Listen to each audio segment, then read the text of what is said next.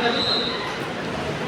అక్కడ ఏం చేసిన పిల్ల 11 ఏళ్ళు కాదు 11 సంవత్సరాలు పాప ఎంత పోరాడింది తెలుసా. తను కాల్ చేశారు కూడా, కాల్చినా సరే నేను అంత ఎందుకు కాలేజీ చదువుకోకూడదు, మేము కూడా ఎందుకు తక్కువ అనేసి తను ఎంతో కృషి చేసింది. ఆ కృషి చేయడం ద్వారా ప్రభుత్వం గడగడ కాడిపోయింది అనమాట. గడగడ కాడిపోయి ప్రభుత్వం వెంబటే ఇంకా దాన్ని అమలు చేశారు. మహిళలు కూడా చదువుకోవడానికి చూడండి. ఒక చిన్న పాప ఎంత చేసిందో అంటే ఎంత అందరిలో కూడా టాలెంట్ ఉందా లేదా? ఉంది కదా. అందరూ కూడా ఏదో సాధించాలనే తప్పగా ఉంటారు. ఇంకా అమ్మాయి 11 ఏళ్ళ పాప ఎంత సాధించింది మరి ప్రభుత్వమే గడగడ కాడిపోయింది.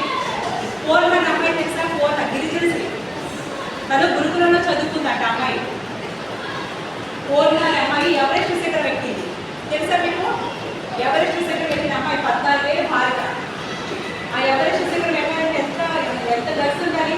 11 ఏళ్ళ కింద అమ్మాయి పైన ఎక్కుతుంటే కింద 15 మంది చనిపోతున్నారు. ఆ శవాలను చూస్తూ కూడా అమ్మాయి అయితే గురి ఎక్కడ ఉంది తను లేదు, తన లక్ష్యం మీదే ఉందన్నమాట కదా. ఒక లక్ష్యం ఉంటే కనుక ఏదైనా సాధించవచ్చు. మనకి ఒక లక్ష్యం ఉండాలి. ఆ లక్ష్యానికి ఏంటంటే మనము ఇప్పుడు మెడిటేషన్ చేసే ప్రతిరోజు మెడిటేషన్ చేసేందుకు మీ లక్ష్యానికి ఈజీగా చేరుకోగలరు. ప్రతి ఒక్కరికి అందరికీ టాలెంట్ ఉంటుంది. ఏదో టాలెంట్ బయట తీసుకోలేక మనం ఏంటంటే నేను ఇంతే సాధించగలనుకుని మనం ఇక్కడే ఉండిపోతున్నాం. అందరిలో కూడా అన్ని టాలెంట్స్ ఉంటాయి. బయటకి తీసుకొని రావాలంటే మీకు ఒక లక్ష్యం ఉండాలి. దానికి ఒక సంకల్ప శక్తి ఉండాలి. ఆ సంకల్ప శక్తి నెరవేరాలంటే మీరు మెడిటేషన్ చేయాలి ప్రతిరోజు ఉదయం సాయంత్రం. మీ వయసు ఎంత ఉంటుంది? మన నిమిషాలు మీరు చేశారు కదా, కష్టపడ్డారా? ఏ కష్టం లేదు, చెప్ప ఈజీగా కూర్చొని మీరు ఉన్న చోట్ల కూర్చొని శ్వాసని గమనించున్నాయి కదా.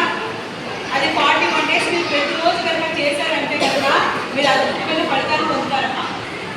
ఎందుకంటే చదువుల్లో కానీ మీరు ఏదైనా సరే, ఒక చదువులే కాదు మన విద్యార్థులు కానీ అన్నింటిలో కూడా మార్పు వస్తూనే ఉంటుంది అన్నమాట. ఓకేనా?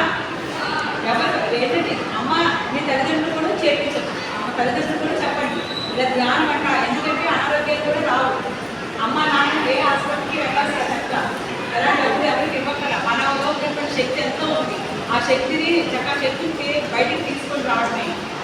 మనలో ఉన్నటువంటి ధ్యానం చేయడం కూడా శక్తిని మేల్కొంటుంది అనమాట. అర్థమైందా? మనం చూడండి ఎంతో మంది మన చుట్టుపక్కల ఉన్నట్టు మనం ఇప్పుడు చదువుతున్నటువంటి ఇట్లనే ఉన్నారనమాట.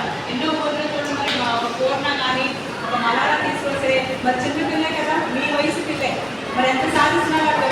ఎక్కడైతే మాట్లాడుతుంది ఇంగ్లీష్ స్కూల్లో పెట్టారు. గిరిజనసి గురుకులలో చదువుకున్న అమ్మాయి అంట అమ్మాయి. మరి మనం ఎందుకు ఇలా చేయలేదంటే మనం అలా చేసుకుంటున్నాం. మనలో కూడా ఎంతో టాలెంట్ ఉంటుంది. ఆ టాలెంట్ బయటకు తీసుకొని రావాలి. ఓకేనా? ఇప్పుడు ప్రతిరోజు మీరు 41 days మీ మెడిటేషన్ చేయాలి. పెట్టుకోండి, ఎవరికి వాళ్ళు పెట్టుకోండి. 41 days ఎలా సరే మెడిటేషన్ చేస్తామంటే పెట్టుకున్నారనుకోండి. చక్కగా 41 days తర్వాత మీలో ఎన్నో మార్పులు వస్తాయన్నమాట. ఏంటి భోజనం చేస్తున్నారు కదా, మీరు భోజనం చేస్తున్నాం మన శరీరానికి. మరి మురికి వదిలించుకోవాలంటే ఏం చేస్తున్నాం? రోజు స్నానం చేస్తాం.